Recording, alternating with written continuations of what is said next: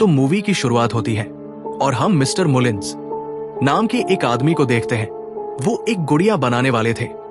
एक दिन जब वो अपने घर में बैठकर गुड़िया बना रहे थे, तभी उनके दरवाजे के नीचे से एक चिट्ठी आई। उस पर लिखा था, मुझे ढूंढो। वो उस पर्ची को उठाते हैं और पढ़ते हुए आगे बढ़ते हैं। तभी उन्हें एक और पर्ची मिलती है जिस पर लिखा होता है, और पास आओ। ये सारी पर्चियां मिस्टर मुलिन्स की बेटी ने लिखी थी। उनकी बेटी का नाम एनाबेल था। मिस्टर मुलिन्स अपनी बेटी से बहुत प्यार करते थे और उसे किसी भी कीमत पर खोना नहीं चाहते थे। तकदीर को कौन टाल सकता है। अगले दिन हमने देखा कि उनका परिवार चर्च से वापस लौट रहा था। उसी समय उनकी कार का टायर पंक्चर हो गया। मिस्टर मुलिन्स कार ठीक कर रहे थे और एनाबेल सड़क पर चल रही थी। तभी अचानक एक कार ने एनाबेल को टक्कर मार दी। इस हादसे के बाद एनाबेल की मौत हो जाती है। फिर कहानी सीधा 12 साल आगे चली जाती है।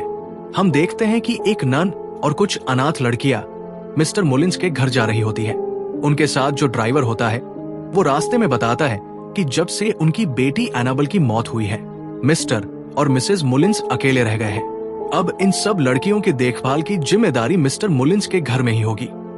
जब ये सब वहां पहुंचते हैं तो मिस्टर मुलिन्स दरवाजे पर आकर सबका स्वागत करते हैं। इन अनाथ लड़कियों में एक लड़की होती है जिसे पैर में पोलियो होता है।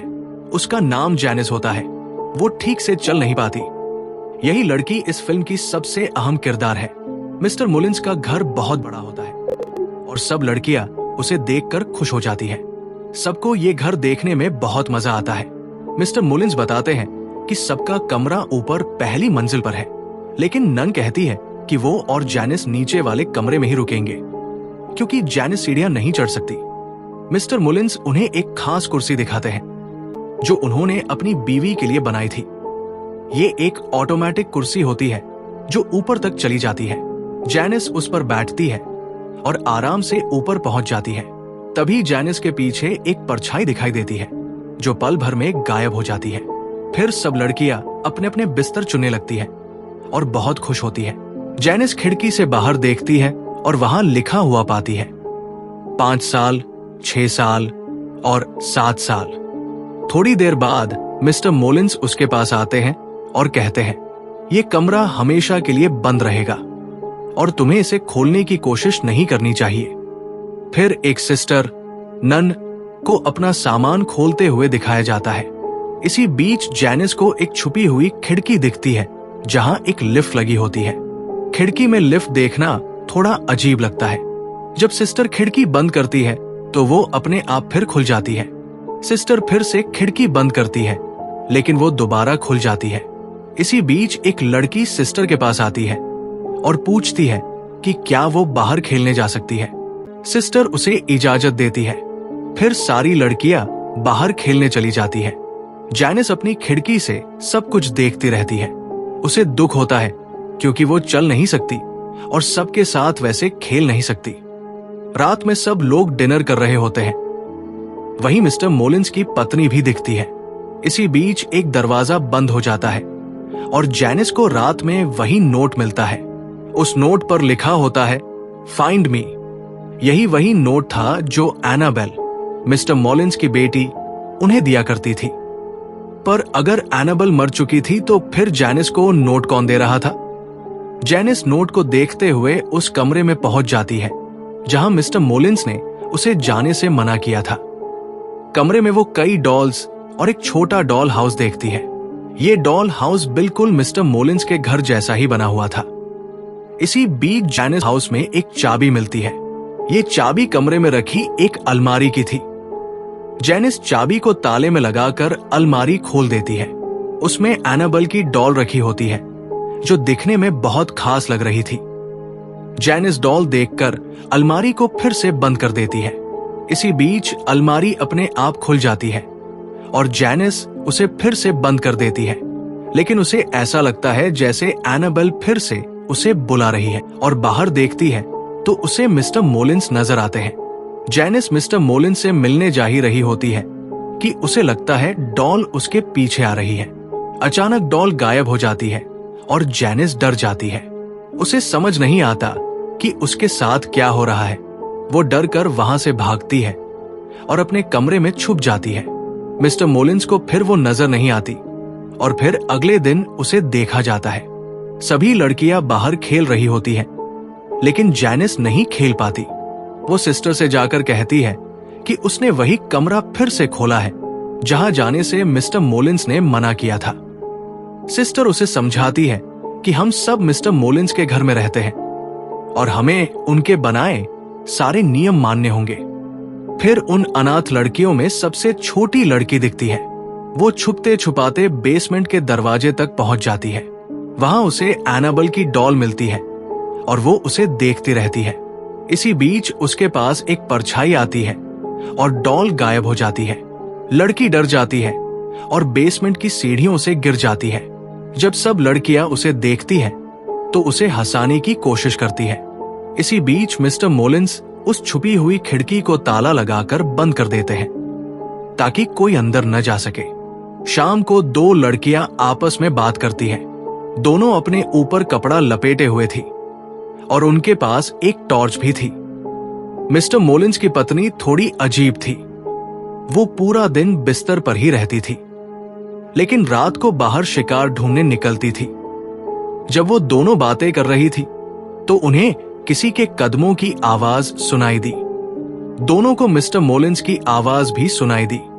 फिर अचानक उनकी टॉर्च बंद हो जाती है और एक डरावनी परछाई उन्हें अपनी तरफ खींचने लगती है। दोनों डर कर जोर जोर से चिल्लाने लगती है। उनकी आवाज सुनकर सब वहां आ जाते हैं। उनमें से एक लड़की मिस्टर मोलिन्स से कहती है कि उसने आपकी पत्नी को देखा है। मिस्टर मोलिन्स कहते हैं कि यह मुमकिन नहीं है क्योंकि उनकी पत्नी कभी चल नहीं सकती। फिर हम देखते हैं कि सिस्टर मिसेस मोलिन्स के कमरे में जाती है। वो अपनी बेटी की मौत पर दुख जताने के लिए वहां गई थी। पहली बार मिसेस मोलिन्स दिखती है। वो हमेशा मास्क पहनकर रखती थी। बाद में पता चलेगा कि वो मास्क क्यों पहनती थी। जैनिस ये सब बातें बाहर खड़े होकर सुन रही थी। फिर उसे एनाबेल और उसकी डॉल की फोटो दिखती है। वो फोटो निकालकर अपने पास रख लेती है। बाद में जैनिस फिर से उसी कमरे में जाती है। इस बार उसके साथ एक छोटी लड़की भी होती है। वहां छोटी लड़की एनाबेल की डॉल पर एक खिलौना फेंक देती है। इसके बाद डॉल का हाव भाव गुस्से वाला लगने लगता है और लिंदा ये सब देखकर डर जाती है। लिंदा कमरे से बाहर भाग जाती है, लेकिन जैनिस अंदर ही रह जाती है। जैनिस को एनाबेल दिखती है, लेकिन असल में वो एनाबेल नहीं बल्कि उसकी आत्मा होती है जो शीशे में देख रही होती है। जैनिस उससे कहती है, मैं तुम्हारी मदद कर सकती हूं, तुम्हें क्या चाहिए मुझे बताओ। एनाबेल पीछे मुड़कर जैनिस को देखती है और उसका चेहरा डरावना हो जाता है। वो एक अजीब भूतिया आत्मा में बदल जाती है। वो जैनिस से कहती है कि उसे उसकी आत्मा चाहिए। जैनिस ये सुनकर डर जाती है। वो भागने की कोशिश करती है और ऑटोमेटिक चेयर पर बैठ जाती है, लेकिन चेयर पलट जाती है और शैतान उसे खींचकर नीचे ले जाता है। सुबह होती है और मिस्टर मोलिन्स जैनिस का इलाज करवाते हैं। जैनिस अपनी सिस्टर को बताती है कि कोई शैतान उसे मारना चाहता है। वो कहती है, मैं कमजोर हूं, मेरी आत्मा भी दूसरों से कमजोर है। सिस्टर जैनिस को समझाती है कि भले ही तुम्हारा शरीर कमजोर है, लेकिन तुम्हारी आत्मा हम सबसे ज्यादा मजबूत है। बाद में लिंदा को उसी कमरे से कोई आवाज सुनाई देती है। वो धीरे धीरे उस कमरे के पास जाती है और खिड़की से झांकती है। वो देखती है कि चेयर पर बैठी डॉल धीरे धीरे हिल रही है। ये देखकर लिंदा को अजीब लगता है और वो परेशान हो जाती है। लिंदा अब जानना चाहती है कि कमरे में सच में कोई भूत है या नहीं। वो अपनी खिलौना गन से एक रस्सी बांधकर उस कमरे की तरफ निशाना लगाती है। इसी बीच शैतान लिंदा की खिलौना गन ले लेता है। लिंदा डर जाती है और अपने बिस्तर में छुप जाती है। शैतान आता है और अपनी डॉल लेकर चला जाता है। अगली सुबह एक और अजीब घटना होती है। सिस्टर एनाबेल को बाहर टहलाने ले जाती है, लेकिन तभी वो शैतान बन जाती है और एनाबेल को पकड़कर स्टोर रूम में फेंक देती है। फिर वो उसे अंदर बंद कर देती है। फिर एनाबेल वहां नजर आती है और जैनिस पर खून फेंक देती है। इसका मतलब होता है कि जो भूत एनाबेल बनकर घूम रहा था, वो अब जैनिस के शरीर में घुस गया है। जब जैनिस की चीखें सुनाई देती हैं, तो सब उसे बचाने के लिए भाग कर आते हैं, लेकिन जैनिस दिखाती है कि वो बिल्कुल ठीक है। असल में शैतान अब जैनिस के अंदर बस गया था।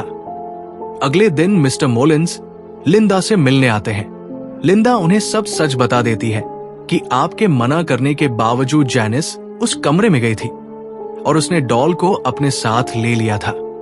ये सुनकर मिस्टर मोलिन्स परेशान और घबराए हुए हो जाते हैं। वो तुरंत घर के अंदर जाते हैं और देखते हैं कि डॉल चेयर पर बैठी है। वहां एक नोट भी मिलता है, डैड आई फाउंड यू।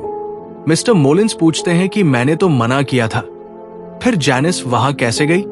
तभी वो देखते हैं कि जैनिस भी वहां मौजूद है, लेकिन अचानक जैनिस अंधेरे में गायब हो जाती है।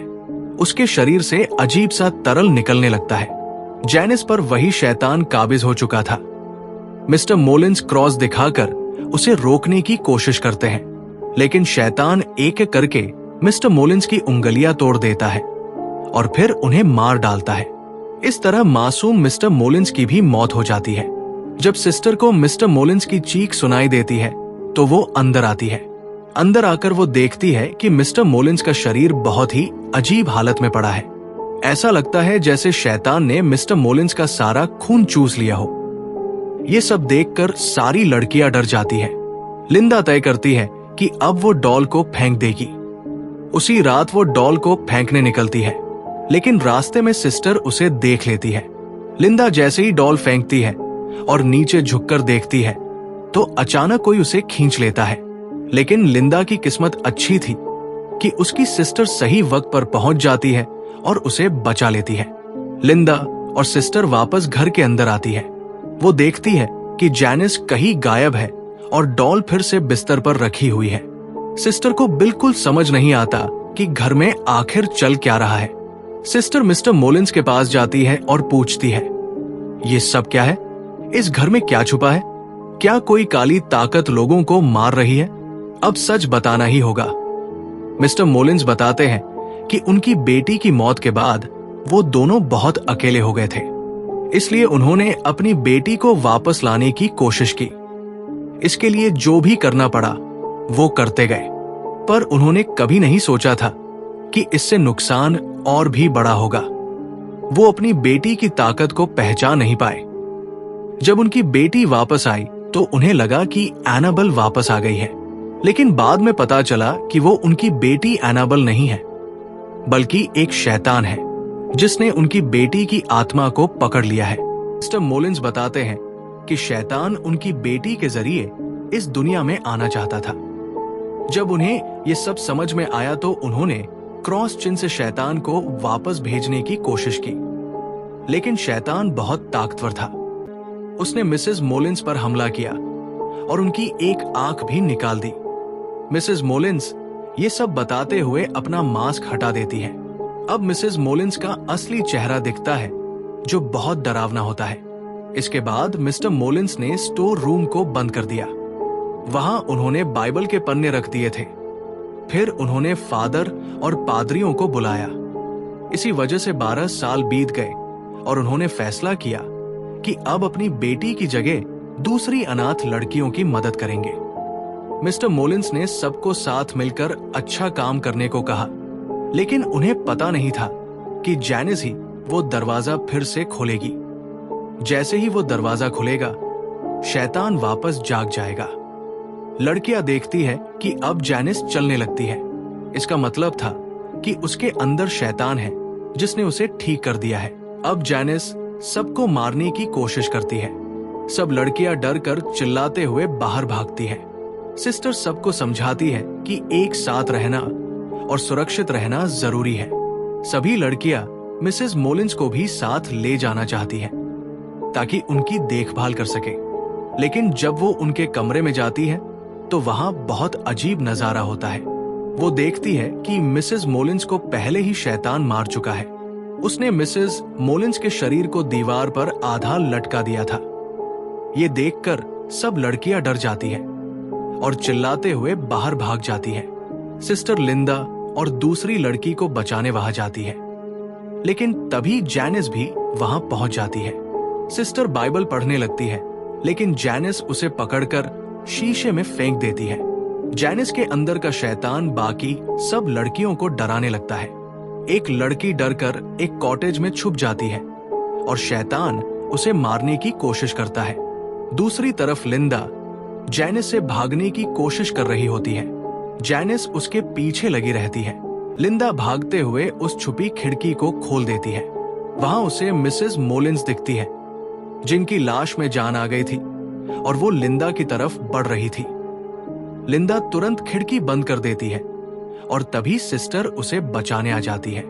जैनिस सिस्टर को चाकू मार देती है, लेकिन सिस्टर फिर भी उसे बंद कर देती है जहां पहले डॉल को बंद किया गया था। वहीं से शैतान पूरा घर हिलाने लगता है।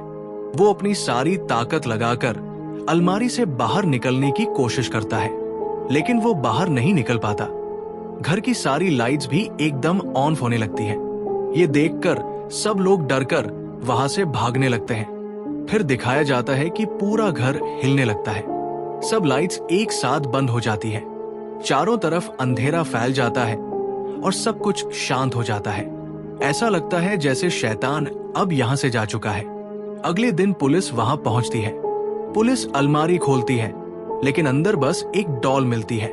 जैनिस वहां से गायब हो चुकी होती है।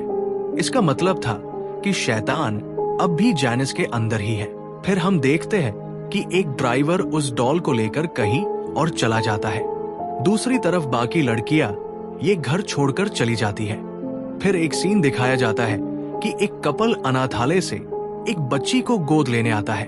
वो बच्ची कोई और नहीं बल्कि जैनिस ही होती है, जिसके पैर अब सही हो चुके होते हैं। मतलब शैतान अब भी उसके अंदर जिंदा था। 12 साल बाद जैनिस को बड़ा होते हुए दिखाया जाता है। अब जैनिस जवान हो चुकी है और उसके माता पिता उस पर ध्यान देते हैं।